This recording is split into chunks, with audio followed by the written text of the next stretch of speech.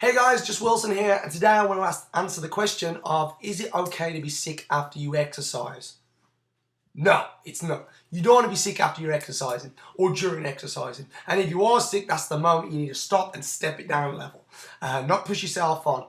And if you're being yelled at by your trainer to push until you puked, then get yourself a new trainer. This is not what you want, and I'm going to explain why it's so bad for you. Firstly, let me explain what's going on. If you are being sick, this is the body's process of saying, you know, your brain's pretty smart, and it's its process of saying, stop doing this to me, you know? And it hopes that if it makes you sick, that you won't do it anymore, and you won't do it again another time, okay? Because you'll have this bad memory of being sick the last time you push yourself that far that hopefully you won't do it again.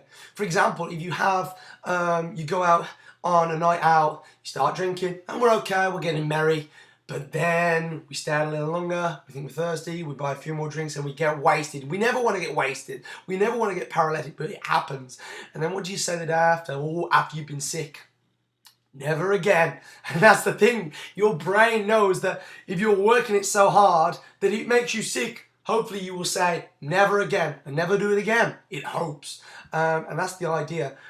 So you do not want to be sick if you're working out. That is not the goal. And oftentimes I think us trainers have been responsible for let our clients think that it's a medal of honor if you're sick, and it really isn't. So probably a lot of clients, a lot of people out there are seeing it as a medal of honor and saying, I've joined the sick club and all this if you're sick, and it's really a bad thing that us trainers have done if you are sick.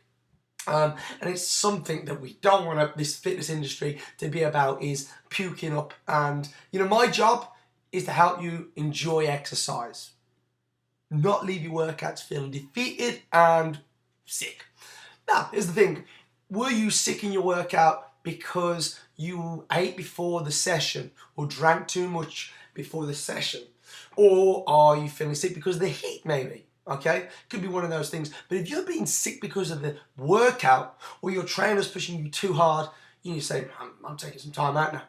Okay, you need to know when you need to step back and take it easy. Now here's why. There's two reasons. The first reason is your immune system. If you are sick or if you're pushing yourself so hard, you will suppress your immune system. Okay, so this means that the exercise that you're doing is now going to be making you sick, and you're going to be catching all these colds, and you're wondering, why are you catching all these colds in summertime? You know, that shouldn't be happening. So then you are sick in bed, phoning in sick at work, you can't work out, and what do we do when we're sick? We eat comfort food. So now we've got a recipe for getting fat, and that's no good. We can no longer exercise, we're ill in bed. The worst thing you could do right now if you're ill is go and punish yourself with more workouts, you know, take some time out and recover. If you've been sick, you're pushing yourself in training till you're sick, you are suppressing your immune system. And the second reason why you don't want to push yourself until you're sick is cortisol. This is a stress hormone. Now, if you're flooding your body with stress, with cortisol, and you're still stressed after your workout because maybe you've been sick, man, this is not the way to go around getting fat loss. You will not achieve fat loss, or the fat loss that you want to see, especially around the lower belly region, if you're pushing yourself till you're being sick. So let's start training smart. As I say, us trainers sometimes probably lead our clients to believe that there's a medal of honor in joining the puke club, and there's not. Okay, now if I was to go against one of my clients that is probably a little bit out of shape, you know, unconditioned and not at my fitness level, and they're trying to keep up with me, okay, then they are going to be sick.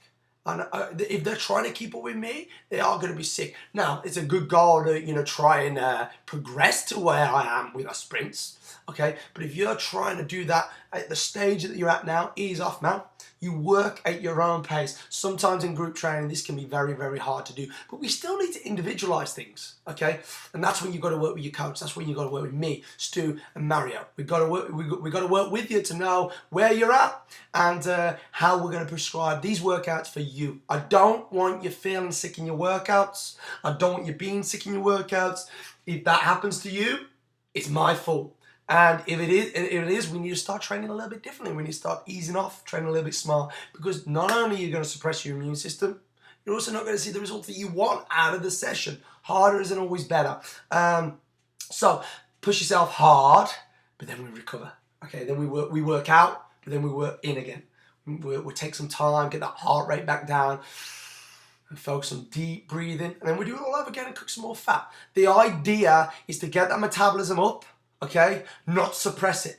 Get that metabolism up in our workout, so when we leave for the next 72 hours, we're still cooking fat. It's not the idea to suppress it and then end up with belly fat. So no, we don't want to be sick when we're working out, and now you know why. So I hope that answers that question.